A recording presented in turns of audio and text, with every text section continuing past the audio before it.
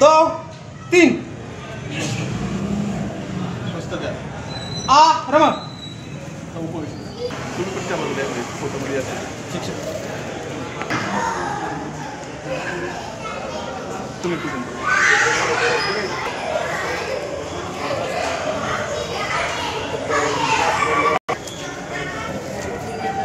नवीन हिंदुत्वाच्या नवाभिमानाने नवीन युग साकार करू नवीन युग साकार करू नवीन युग साकार करू नवीन युग साकार करू नव्या युगाची नव आव्हाने नव्या युगाची नव आव्हाने झेलू आपण सहजपणे झेलू आपण सहजपणे मना मनातील संदेहांना मना मनातील संदेहांना या दूर करू या यातनांना दूर करू या यातनांना पिढ्या पिढ्यांची दिव्य प्रेरणा पिढ्या पिढ्यांची दिव्य प्रेरणा कोटी हृदये पुन्हा भरू कोटी हृदये पुन्हा भरू नवीन युग साकार करू नवीन युग साकार करू। आरएसएस में तो दिखता ही है। मैं बचपन में शाखा में जाता था, बाद में तो फिर संन्यास हो गया।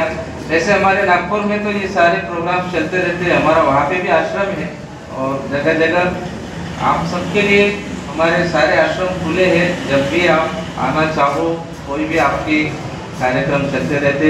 हम भी वही दिशा में चल रहे, जिस दिशा में आप चल रहे, तो मिल के करेंगे तो और अच्छा विशेष कार्य हो सकता है ना। यहाँ पे भी आप सब आए हैं क्या? आप भोरवाड़ी में वहाँ पे भी हमारा एक टीओ के टेम्पल ऑफ नॉलेज, वहाँ पे भी आप आके एक बार जरूर विजिट कीजिए वहाँ, और ये कार्यक्रम वहाँ पे भी चला सकते हैं। और बेंगलोर में भी हमारा बड़ा आश्रम है, वहाँ पे भी प्रोग्राम होते रहते हैं राष्ट्रीय स्तर के, तो वहाँ पे भी आप सब जरूर आएंगे। सब आपका ही घर है। हिंदूंच्या मनामध्ये तयार झाला आणि म्हणून हा देश एक संघ राहिला नाही, जातीपातीमध्ये विभागला गेला।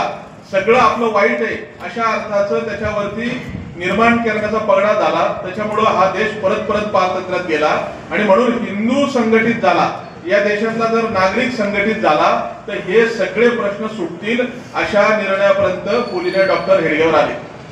कारण चालू घडामोडींचे अपडेट्स जाणून घेण्यासाठी आपल्या डिजिटल न्यूज चॅनलला नक्की सबस्क्राईब करा, लाईक करा, शेअर करा आणि कमेंट देखील करा।